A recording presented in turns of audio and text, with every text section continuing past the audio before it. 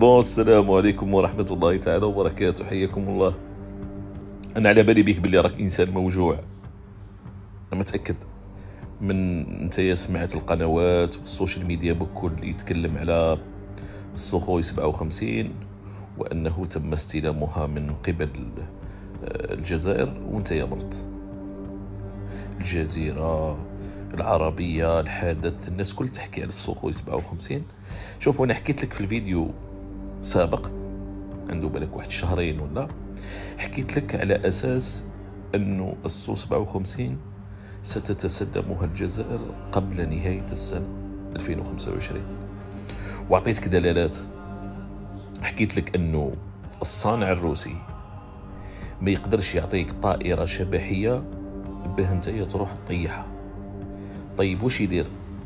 لازم تكون عندك دفاعات جوية موجودة على الأرض متاعك، وهذه التكنولوجيا الجزائر انفردت بها في قارة أفريقيا.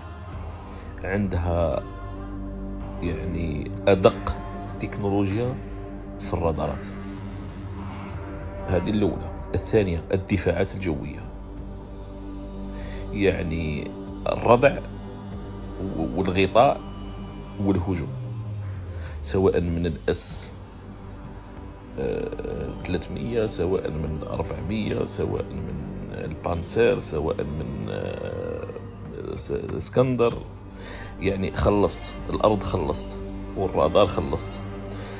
النقطة الثالثة، قبل ما تطير، قبل ما تحلق الطائرة السوخوي 57 لازم يكون في عندها دعم جوي، واللي هي تم تحديدها على الأقل هذه روسيا تفرض هذه الشروط، على الأقل السوخوي 30 والسوخوي 35 لازم يكونوا هاد الأسراب موجودة في السرب تاع طائرة السوخوي 57.